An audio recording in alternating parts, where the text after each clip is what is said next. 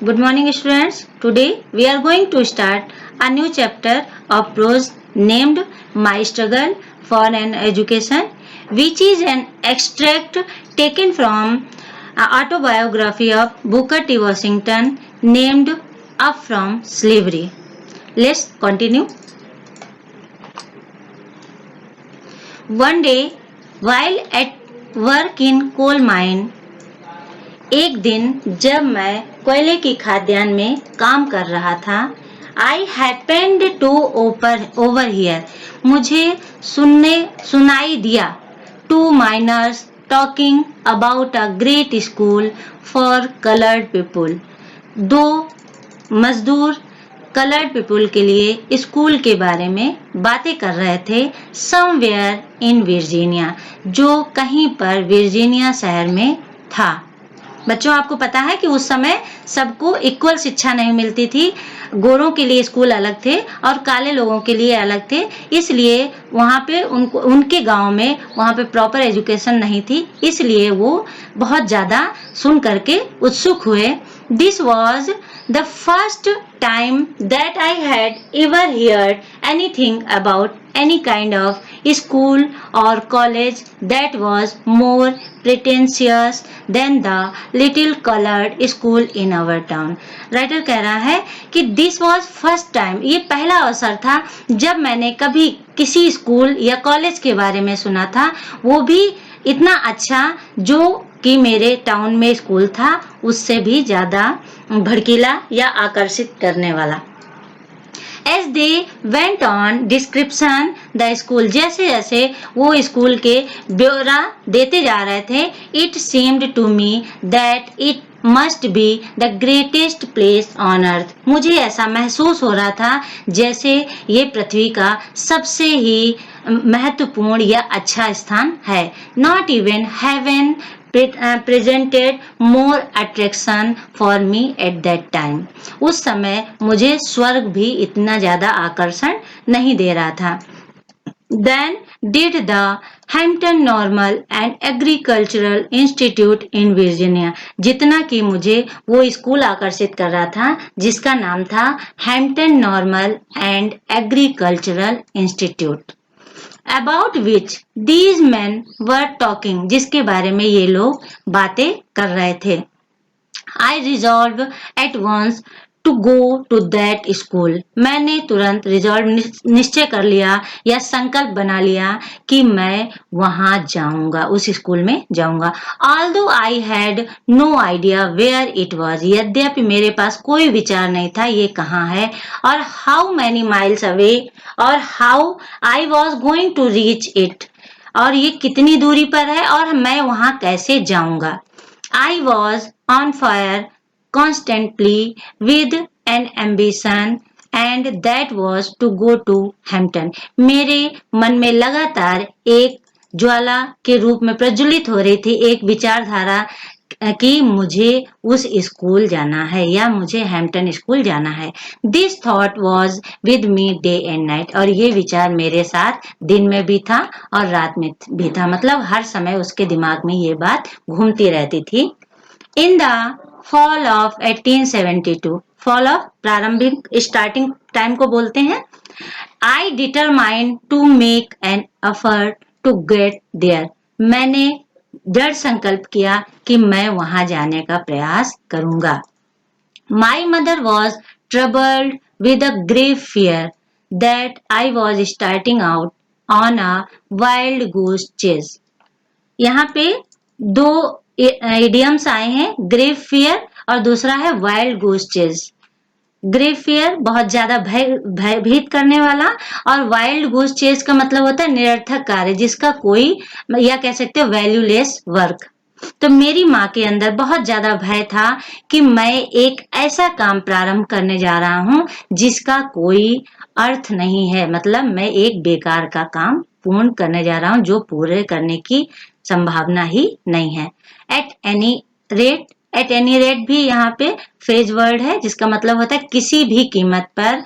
I got only a half hearted consent, half hearted consent भी phrasal word है जिसका मतलब होता है आधे मन से, फ्रॉम हर, उसके तरफ से, दैट आई माइट स्टार्ट, मुझे अनुमति मिली कि मैं अपनी यात्रा प्रारंभ कर सकता हूँ।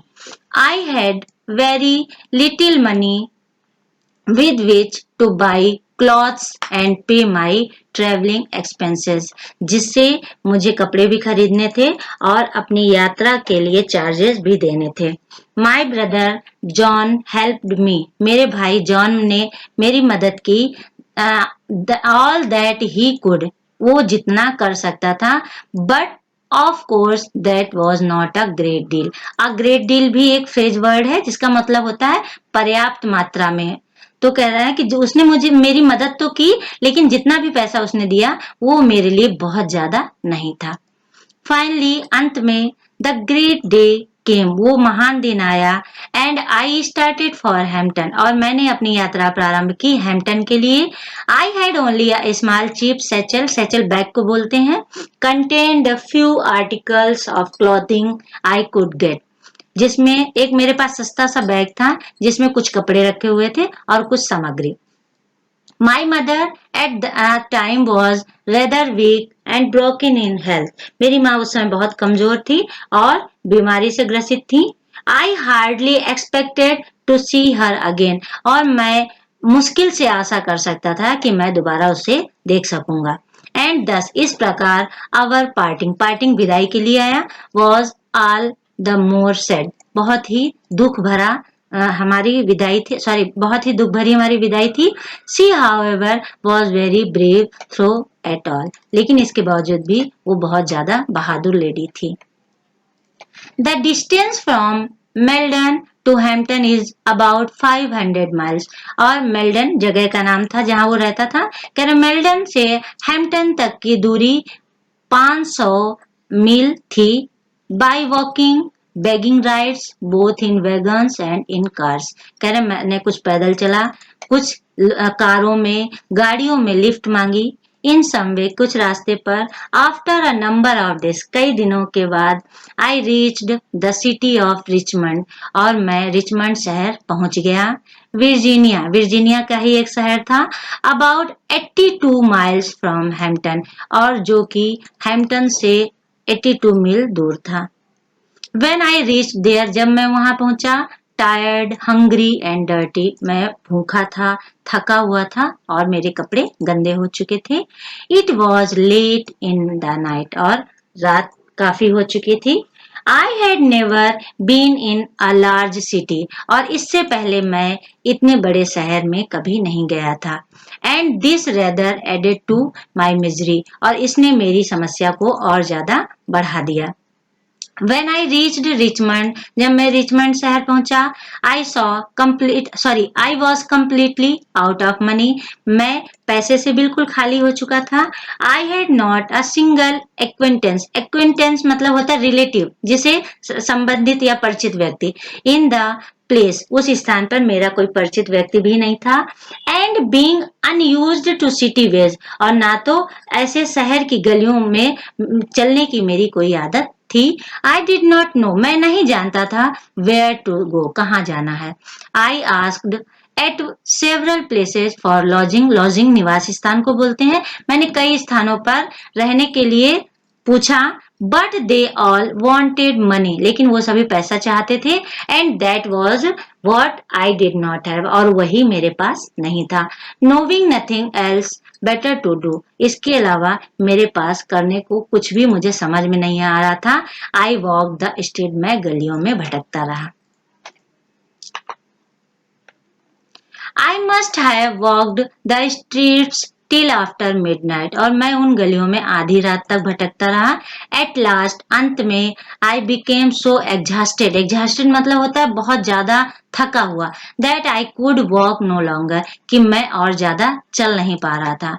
I was tired, I was hungry, I was everything, but discouraged just about the time when I reached extreme physical exhaustion. उसी समय जब मुझे ऐसा लगा कि मैं शारीरिक रूप से पूर्ण रूप से थक चुका हूँ। I came upon a portion of a street, मैं गली के एक कोने पर आया, एक भाग में आया, where the broad side walk was considerably elevated, जहाँ पर सड़क के किनारे थोड़ा सा जमीन से उठे हुए थे। एलिवेटेड मतलब होता है ऊपर उठे हुए। I waited for a few minutes, मैंने कुछ मिनट तक इंतजार किया, till I was sure that no passers by could see me, कि मुझे कोई आने जाने वाला आगंतुक देख नहीं सकता। And then crept under the sidewalk, मैं धीरे से साइडवॉक के नीचे खिसक गया। क्रैप्ड मतलब खिसक जाना। एंड ले फॉर द नाइट, और उस रात के लिए वहीं पर लेट गया ऑन द ग्राउंड, जमीन पर, with my satchel of clothing for a pillow, और मैंने अपने कपड़े के बैग को तकिया की तरह यूज किया। नियरली ऑल नाइट, और लगभग पूरी रात, I could hear the tramp of feet over my head, और पूरी रात मैं अपने सर के ऊपर ऐसा लग रहा था कदमों की आवाज को सुन रहा था। Let's stop here. We will continue in next video. Till then, keep learning and keep sharing.